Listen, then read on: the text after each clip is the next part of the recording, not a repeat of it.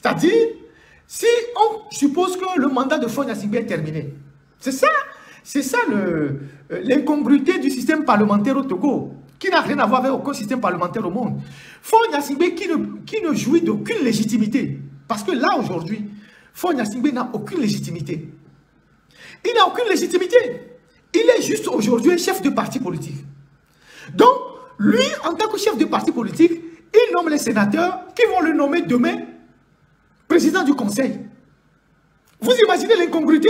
C'est-à-dire, quelqu'un me nomme et demain, moi, je le nomme aussi. C'est ça le parlementarisme à la sauce RPT Unir. C'est-à-dire, Faure aujourd'hui, il n'a pas de légitimité. Son mandat est fini. Donc, le mandat qu'il vient d'achever, c'est même un mandat usurpé. C'est un mandat usurpé. Mais en plus, le mandat est fini. Donc là, il n'a pas de légitimité. Il n'est même pas un élu local. Il n'est même pas un élu comme un maire dans un quartier ou bien un conseil municipal. Il n'est pas un élu local. Il n'est rien. Mais il nomme des gens qui, à leur tour, vont le nommer président du conseil. Vous trouvez ça normal? Déjà que les gens qui ont été élus sénateurs par les élections qu'ils ont organisées, c'est lui qui a donné les consignes. C'est lui qui a choisi les gens. En fait, les gens n'ont pas été nommés. Et les gens n'ont pas été élus, ils ont été nommés. C'est lui qui les a nommés. Tout ce qu'on a nommé, on a pris pour les élections là, les élections sénatoriales, c'est lui qui les a nommés. Puis c'est lui qui a validé la liste. Sinon, quelqu'un comme Robert Olympio n'aurait pas 90% des voix, puisque son parti n'a pas été aux élections. Mais il a eu 90% des voix. Ça veut dire que des consignes ont été données pour le choisir. Donc, c'est Faure qui a choisi les gens. Les premiers sénateurs, les 41 là, ou bien c'est combien? Les 40 là, c'est Faure qui les a choisis. C'est lui qui nomme encore les 20. Il a choisi les 41. Et c'est lui qui nomme les 20. Alors que lui-même, aujourd'hui, il n'a aucune légitimité. Il n'est même pas un élu local. Puisque son mandat est fini. Il n'a pas de légitimité. Maintenant, les 60 personnes que lui a nommées, ils vont se réunir dans une salle pour le nommer, lui, chef de parti uni, président du conseil. Et lui, il a tout le pouvoir pour dissoudre le Parlement, pour dissoudre les institutions, mais lui, il n'est pas élu. Mais c'est pas possible. Ce qui nous arrive au Togo, je ne sais pas si c'est... Je ne sais pas comment dire ça. Je ne sais pas comment appeler ça. Je ne sais pas si nous sommes à une nouvelle ère de constitutionnalistes. Nous voulons réinventer le droit constitutionnel. Vous êtes d'accord avec moi qu'à l'heure où nous parlons, le mandat de Faure, même si le mandat de Faure qu'il a eu en 2020, il est fini. Il est fini. Son mandat est fini.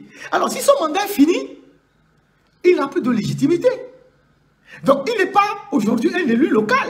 Il n'est pas un conseil municipal. En termes de légitimité, il ne peut pas dire que j'ai été élu. Son mandat est fini. Tout est faux. Tout est faux et c'est pour cela que je dis, mais au Togo, ça marche sur la tête parce que ceux qui sont autour de Faure Gnassingbé, je ne sais pas ce qu'ils font, je ne sais pas qui ils sont, mais c'est d'une nullité. Moi, les gens je pense que sincèrement, je pense qu'ils ont fait les choses à la hâte sans connaître les tenants et les aboutissants de ce que c'est qu'un régime parlementaire. La preuve, c'est que, souvenez-vous, j'avais déjà dit que dans tous les régimes parlementaires, tels que l'on connaît dans le monde, celui qui va être le président du conseil,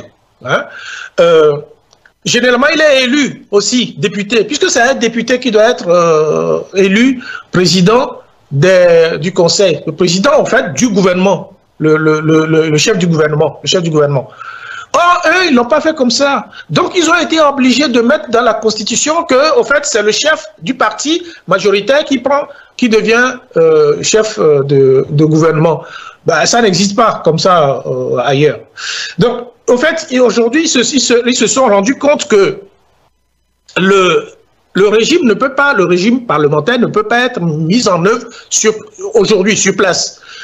Et la contradiction grave que ce régime togolais, ce gouvernement togolais fait, mais c'est une contradiction parmi tant d'autres, c'est que la constitution la pseudo-constitution de 5e République a été promulguée.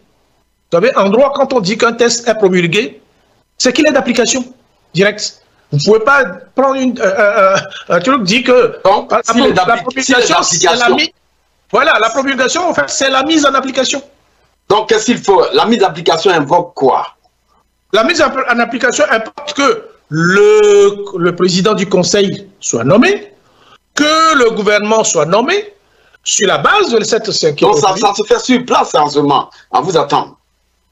Ah non, ce n'est pas ce qui est fait, M. Niawa. Non, non, c'est pas ce qui est fait. Je vous pose la question si ça se fait sur place. Ah, mais ce qui est fait sur place aujourd'hui, c'est qu'ils appliquent encore la 4e République. Puisque la première ministre qui vient d'être nommée, elle est nommée sous le régime de l'ancienne constitution. Est-ce que c'est une violation ou bien cela pose des problèmes? C'est plus qu'une violation, c'est un imbroglio juridique. Ce qu'on appelle l'imbroglio juridique chez nous, c'est-à-dire que vous avez un texte qui est en application, la constitution de la 5e République.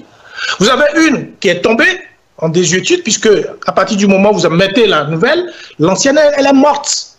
On ne peut plus l'appliquer.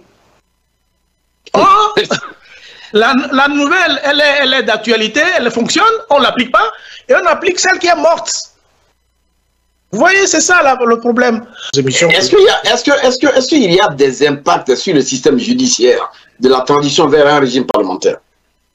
Ah oui, déjà il faut nommer les hauts fonctionnaires sous le régime parlementaire, hein, parce qu'aujourd'hui ils sont tous sur le régime présidentiel de la 4e République. Donc il faut changer toutes les nominations qui ont été faites. Vous savez, on ne nomme pas les gens comme ça, on ne dit pas vous venez. Dans un texte, un décret ou un arrêté, on dit toujours vu la constitution de... Vous comprenez? Donc si vous avez nommé quelqu'un vu la constitution de la 5e République, vu la constitution du 14 octobre 1992, mais c'est la constitution de 92 qui place cette personne-là. Donc vous êtes obligé de changer tous les gens après avoir mis en place le régime parlementaire, ce qui n'est pas le cas aujourd'hui. Je crois que c'est cette embrouille totalement dont ils se sont volontairement placés, parce qu'on ne fait pas les choses en catimini comme ils l'ont fait. S'ils avaient pensé pour changer de régime, mais il faut des années, monsieur. Il faut des années d'études.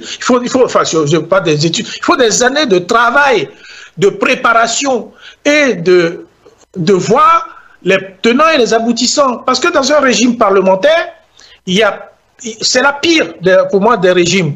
Si il ne s'agit pas du régime comme en Suisse, qui n'est pas parlementaire, mais semi-parlementaire, il y a des risques énormes d'instabilité politique.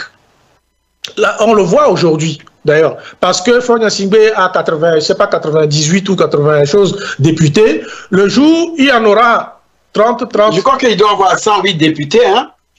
Bah, ou 108. Mais le jour, on aura 3 fois 30 ou 3 fois sur de plusieurs partis, mais vous avez tous les problèmes.